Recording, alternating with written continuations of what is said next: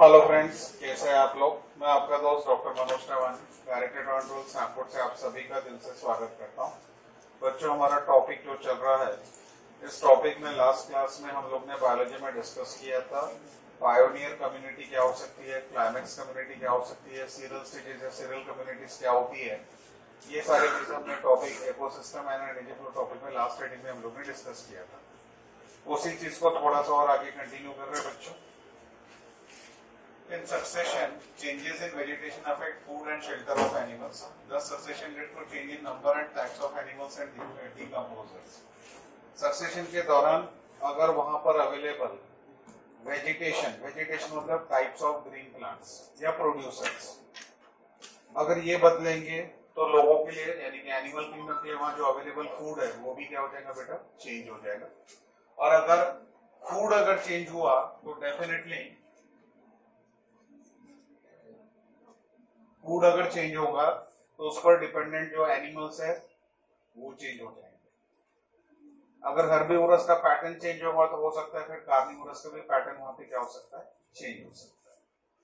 Thus, succession leads to change in number and types of animals and decomposers. तो अगर हमारा वहां पे वेजिटेशन चेंज होता है, ग्रीन प्लांट्स की वेराइटीज बदलने लगती है, तो definitely types of animals, type of birds जो हमारे रहना पसंद करते हैं, हो सकता है वो भी चेंज हो जाए। अब इससे होगा क्या, कोई एक नया टाइप का ऑर्गेनिज्म इंट्रोड्यूस हो जाएगा, नए टाइप के प्लांट पे जो रह सकता है, और जो ओल्डर टाइप के प्लांट्स थे जो वहां पर थे, अब जिनका अस्तित्व खत्म हो रहा है, उस प्लांट पर जो डिपेंडेंट प्लांट एनिमल्स वगैरह वो धीरे धीरे वहां से क्या हो जाएंगे बेटा, गायब हो जाएंगे। Natural or human induced disturbance like deforestation, fire, etc. convert a particular serial stage to an earlier state. They create new conditions that encourage some species and discourage or eliminate other species. यहाँ पे कुछ disasters की बात हो रही है, जैसे जंगल में आग लग गई बोल रहा है, डिफोरेस्टेशन की बात कर रहे हैं। तो जैसे जैसे मान लो एक पर्टिकुलर बर्ड है, वो एक पर्टिकुलर टाइप के फल पे या प्लांट पे डिपेंडेंट है। अब फॉरेस्ट फायर हुआ तो शायद वो प्लांट जल गए होंगे, उस वैरायटी के प्लांट जल गए होंगे, या डिफोरेस्टेशन के दौरान वो पेड़ों की कटाई कर दी गई। अब क्योंकि वो बर्ड के लिए अवेलेबल जो फूड रिसोर्स था, उस वैरायटी के प्लांट जंगल की आग में चल के खाक हो चुके हैं, या फिर इंसान ने अपनी मतलब के लिए वो पेड़ों की कटाई कर दी, तो डेफिनेटली वो जो बर्ड स्पीशीज उस जंगल में रहती थी ना, अब वो बर्ड स्पीशीज उस जंगल को छोड़ देगी, क्योंकि उसके लिए अवेलेबल फूड रिसोर्स वाले जो प्लांट्स थे वो अब उसके पास अवेलेबल नहीं है। पॉइंट समझ में आया बेटा? तो यहाँ पर ये जो वर्ड है ना, एलिमिनेट अदर स्पीशीज, मतलब वो जिस पर डिपेंडेंट है वो चीज आज उसके पास अवेलेबल नहीं है, तो डेफिनेटली वो जगह उसको क्या करना है, छोड़कर जाना पड़ेगा। अब कोई और नए वेराइटीज के प्लांट्स वगैरह आ रहा है जो नए टाइप के बर्ड्स को अट्रैक्ट कर सकता है अपने पास, क्योंकि वो उसके लिए फूड का रिसोर्स होगा, तो इसमें क्या होगा, एनकरेज सम स्पीशीज, मतलब नए टाइप के बर्ड्स हो सकता है उस जंगल में रहना चालू करें, और जो एग्जिस्टिंग बर्ड्स थे शायद वो जंगल से भी क्या हो निकल जाए। Based on the nature of the habitat, plant succession is of two types, हेटराच और सिराच। ये वर्ड है वाटर से रिलेटेड, ये वर्ड है सूखी जगह से रिलेटेड, ड्राई लैंड। ठीक है, पानी अवेलेबल है या पानी बिल्कुल नहीं के बराबर है, जैसे रेगिस्तान टाइप का इलाका जो रहता है। अब हाइड्रिक सक्सेशन में क्या होगा, it takes place in water areas, it progress from hydric to mesic conditions.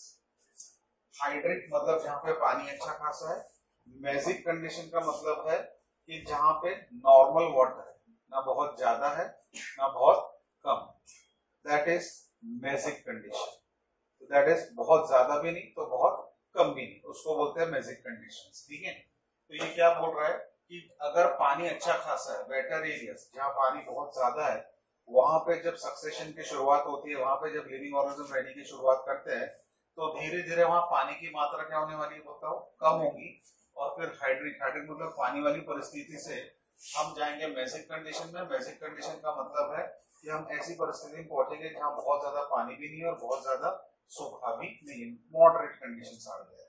अब ये फोटोग्राफ में आपको कुछ चीजें देखने को मिलेगी। एक छोटा सा पॉन्ड है, ठीक है। अब इस पॉन्ड में आप देखो धीरे धीरे आपको यहाँ पर कुछ प्लांट्स डेवलप होते हुए नजर आ रहे हो। फिर ये प्लांट्स के नीचे यहाँ पर देखो एक मिट्टी की लेयर जमा हो रही है, प्लांट्स के नीचे हल्का सा ब्राउनिश लाइन दिख रहा होगा, एक मिट्टी की लेयर जमा हो गई। अब मिट्टी की लेयर कहां से आ रही होगी उस पॉन्ड के अंदर, तो जब भी आस पड़ोस में बारिश होगी ना तो बारिश के साथ पानी बहेगा ग्राउंड सरफेस पे से, तो ग्राउंड सरफेस पे जब पानी बहेगा तो ग्राउंड सरफेस पे जो मिट्टी है वो भी पानी के साथ क्या होंगी बेटा, बहेगी।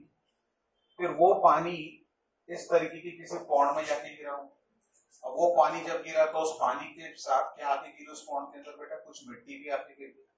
ये मिट्टी का एक लेयर आपको, फिर ये मिट्टी के लेयर में बारिश और कभी हुई होगी और मिट्टी के लेयर एक्यूमुलेट होने लगे, तो आप देखोगे धीरे धीरे क्या हो रहा है, ये प्लेन वाटर था पॉन्ड के अंदर, अब धीरे धीरे पॉन्ड के जो वाटर की लेवल है वो देखो क्या हो रही, कम हो रही, क्योंकि नीचे मिट्टी जमा होते जा रही है। मिट्टी जैसे जैसे बढ़ती जा रही है, वेजिटेशन, ग्रीन प्लांट्स बढ़ रहे हैं, घट रहे, बढ़ते जा रहे हैं, ठीक है।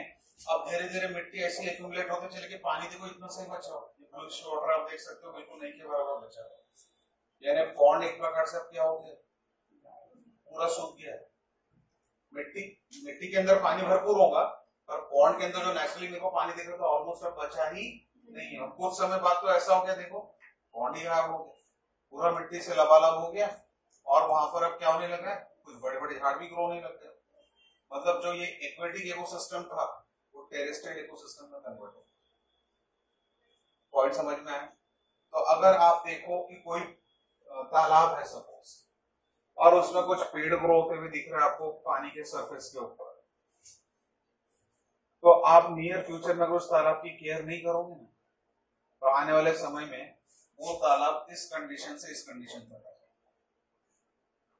मतलब कुछ 10 साल 15 साल 20 साल 25 साल बाद जब हम पेरेंट्स या ग्रैंड पेरेंट्स बनेंगे आप लोग, तो तब अपने ग्रैंड चिल्ड्रन को बता दें यहाँ पे ना तालाब हुआ करता था जब मैं स्कूल डेज में था। अब देख लेकिन तालाब सूख गया, यहाँ पर हमारे वर्ड्स करेंगे तालाब सूख गया। एक्चुअली तालाब सूखा नहीं, तालाब में ढेर सारे मॉडिफिकेशन है। ठीक है, समझ में आया बेटा? तो यहाँ पे क्या हुआ, पानी से हम ये बेसिक कंडीशंस मतलब नॉर्मल कंडीशंस में चले गए, एक्वेटिक से बेसिक मतलब टेरेस्ट्रियल कंडीशन में आ गए। अब ये मिट्टी में जो पानी हुआ ये बहुत अच्छे सारे प्लांट्स को सपोर्ट कर रहा है, हो सकता है फ्यूचर में अच्छा खासा एक लॉन्ग ट्रीज वहां पे ग्रो हो जाए। तो इसको बोल रहे हैं हम लोग हाइड्राइक कंडीशन, तो ceric conditions, normal basic conditions, जो नॉर्मल कंडीशंस की तरफ हम मूव कर रहे हैं। कुछ तालाब के बारे में नागपुर में भी ये परिस्थिति होने लगी है, जैसे अभी पिछले साल आपने शायद पिछले या उसके पिछले साल का मेरे को एग्जैक्टली क्लियर नहीं है, नागपुर का जो गांधी सागर लेक है महल एरिया की तरफ, तो उसको पूरा उन्होंने खोद खाद कर दिया, उसको क्लीनिंग प्रोसेस के लिए उसके अंदर से पूरा पानी निकाला, पूरा नीचे से खोद खोद के उसको, और तो ये खोद रहे का के लिए ये जो मिट्टी बहुत सारी एक्यूमुलेट हो गई ना उसके अंदर, सभी क्या हो रहा है अंदर ट्रीज बहुत ज्यादा क्या हो रहा है ग्रो हो रहा है, तो उसको पूरा क्लीनिंग प्रोसेस करना चालू किया।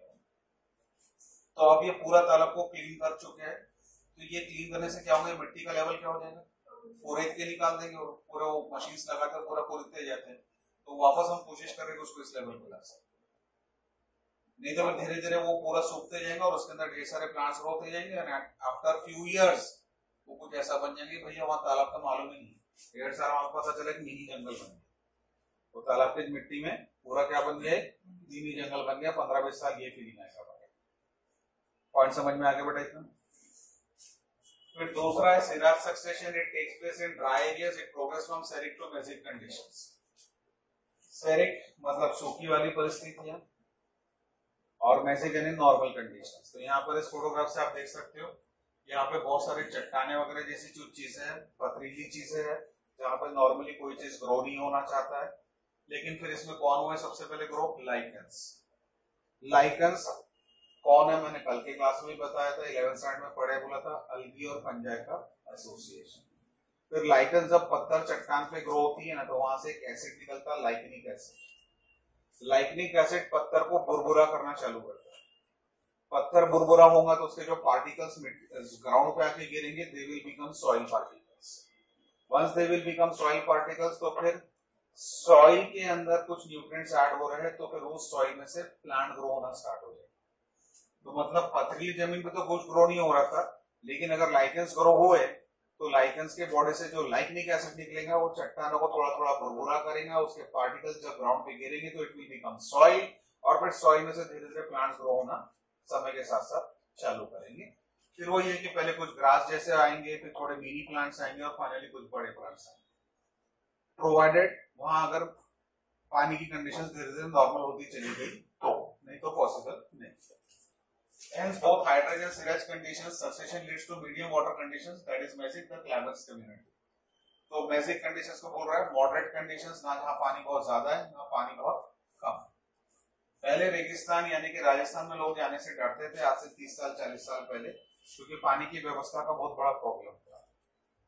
अब लेकिन लोग राजस्थान बहुत प्यार से घूमने जाते, क्योंकि हर जगह वाटर सप्लाई का अरेंजमेंट प्रॉपरली कर दिया, कुछ कैनल सिस्टम डेवलप कर दिए गए, तो बहुत अच्छे से घूमने जाते हैं। आज के डेट में तो ऐसा है कि फॉरेन टूरिस्ट अगर मुंबई या दिल्ली उतरा तो जो उसका इंडिया का टूर प्लान करता है ना एजेंट, वो सबसे पहले उसको राजस्थान ही लेके जाएगा,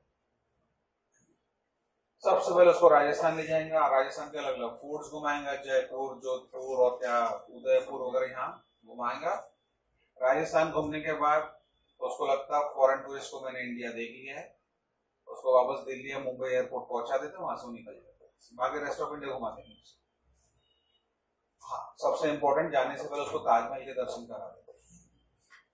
ताजमहल का दर्शन हो गया तो उसको लगता है हमने तो सब कुछ देख लिया इंडिया। इसलिए आप कभी भी साल भर में कोई भी राज्य में घूम लो, साल भर में कोई भी राज्य में किसी भी महीने घूम लो, आपको हार्डली कोई फॉरेन टूरिस्ट दिखेगा पूरे नागपुर में, ठीक है, हार्डली कोई फॉरेन टूरिस्ट दिखेगा आपको।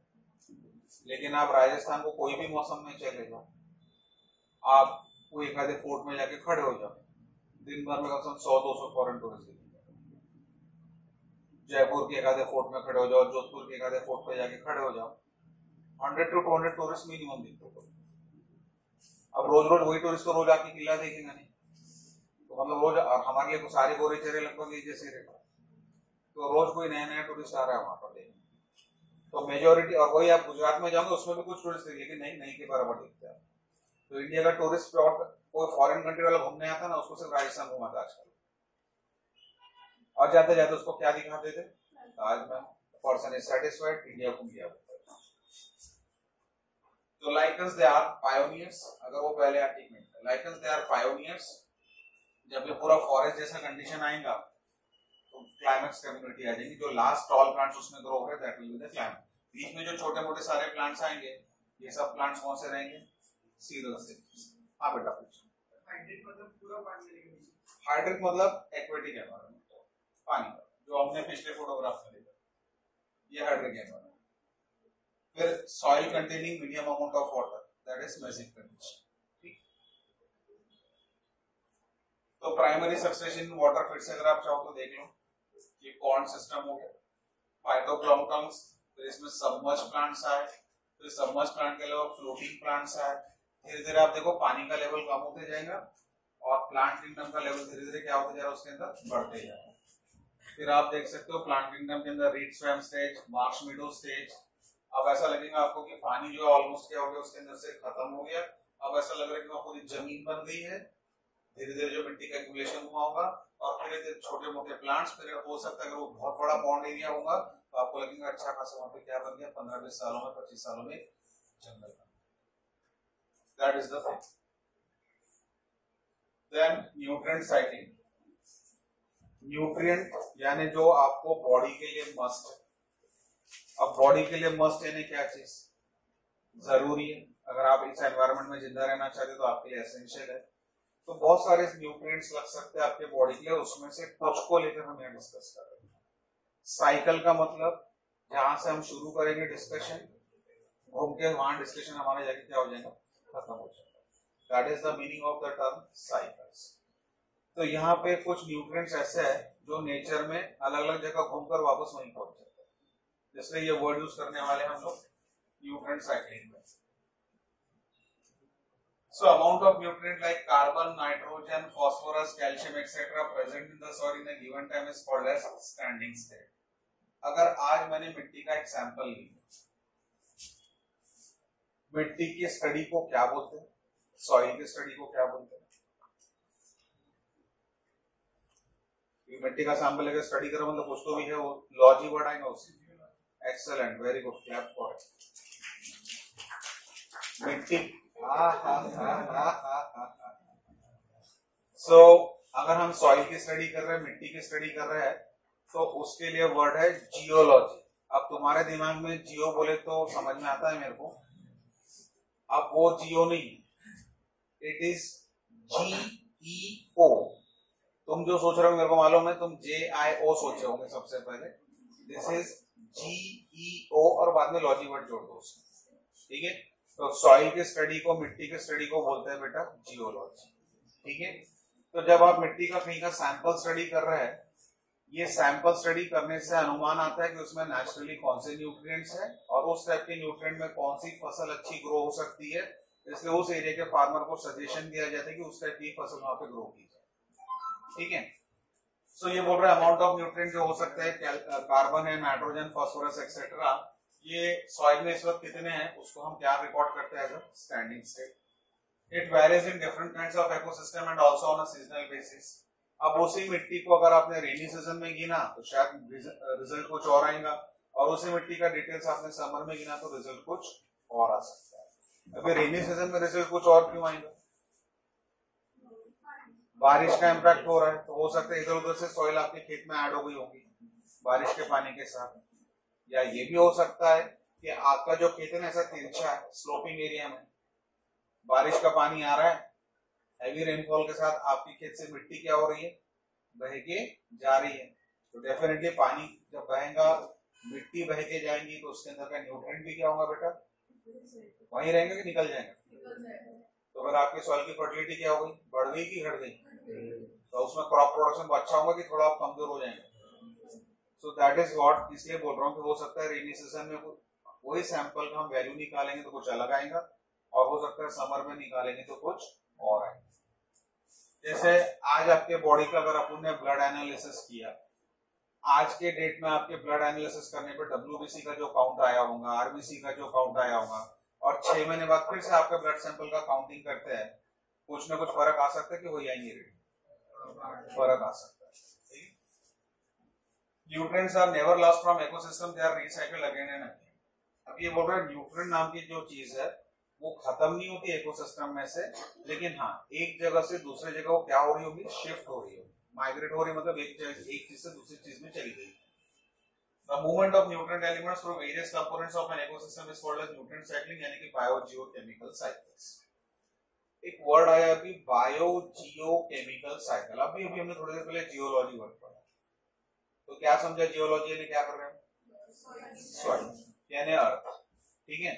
तो इसमें से जियो वर्ड किसको रिप्रेजेंट कर रहा हूँ, सॉइल को, अर्थ को रिप्रेजेंट कर रहा हूँ। बायो वर्ड किसको रिप्रेजेंट कर रहा हूँ, लिविंग ऑर्गेनिज्म को, जो धरती के सरफेस पे रहता है। तो इसका कहने का मतलब है कि जो न्यूट्रिएंट्स होते हैं उनकी जब साइकिल की हम स्टडी करते हैं, तो एक तो वो मिट्टी के अंदर मिल सकते हैं या फिर लिविंग ऑर्गेनिजम्स के अंदर मिल सकते हैं। Nutrient can be inside the living organism और can be inside the earth crust, ठीक है। तो इसलिए उसने ये सारे केमिकल सब्सटेंस है, तो इसलिए वर्ड क्या दिया, न्यूट्रिएंट साइक्लिंग को, और एक नाम बेटा बायोजियोकेमिकल साइकिल्स।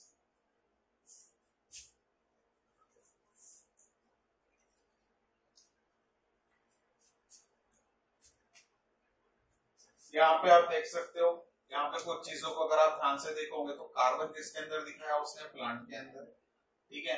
अब कार्बन अगर प्लांट के अंदर दिखा है तो ये कौन सा वर्ड आ जाएगा, chemical present in living organism. अब ये कार्बन को मैं कार्बन डाइऑक्साइड एटमॉस्फेरिक एयर में दिखा दूं तो लिविंग में, नॉन लिविंग में, ठीक है।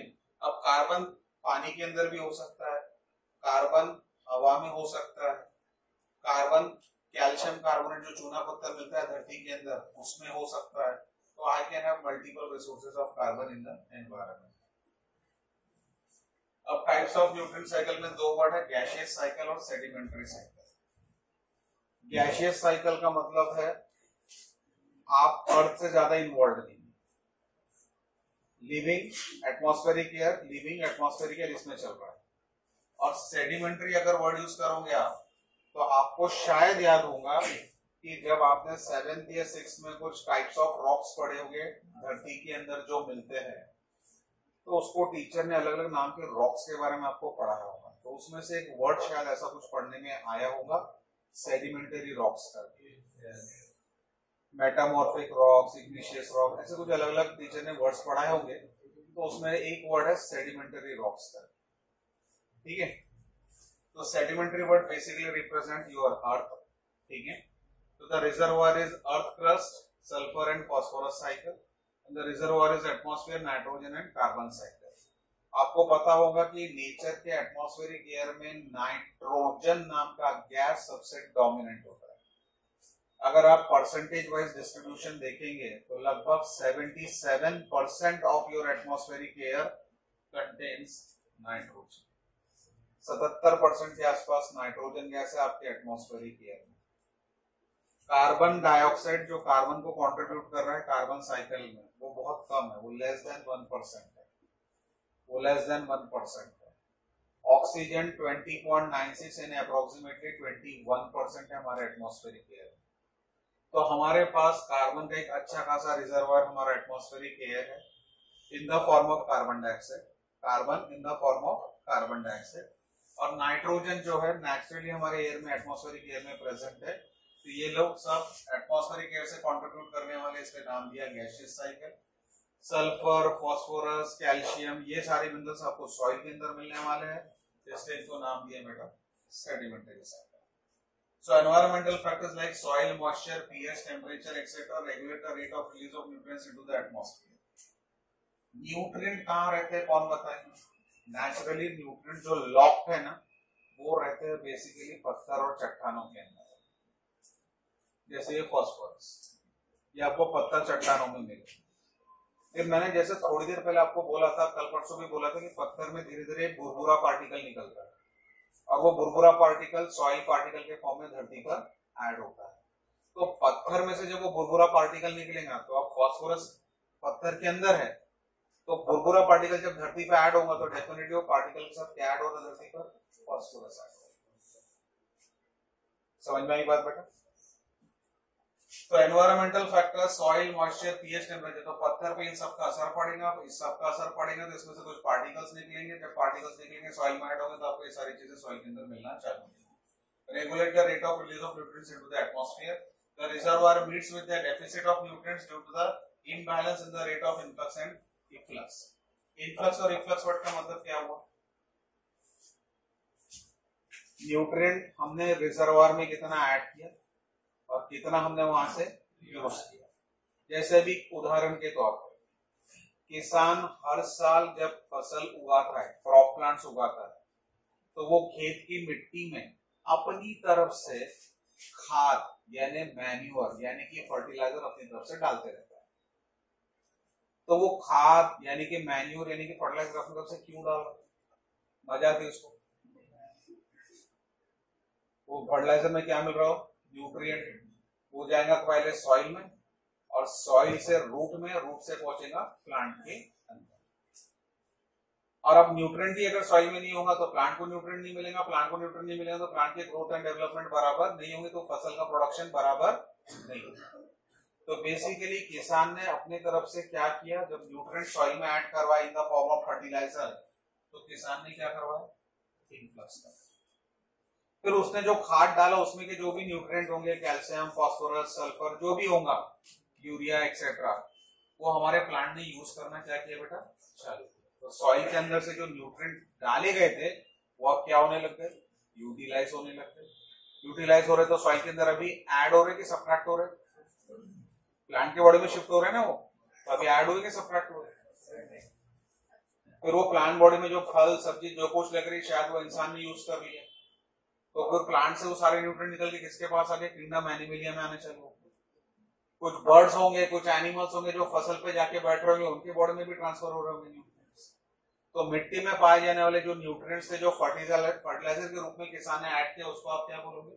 इनफ्लक्स। पेड़ ने कंज्यूम किया, इनफ्लक्स। पेड़ के प्रोडक्ट्स को एनिमल किंगडम के लोगों ने यूज कर लिया, तो वो भी क्या हो गया? इनफ्लक्स। तो दैट इज व्हाट इनफ्लक्स और इफ्लक्स वर्ड का मतलब।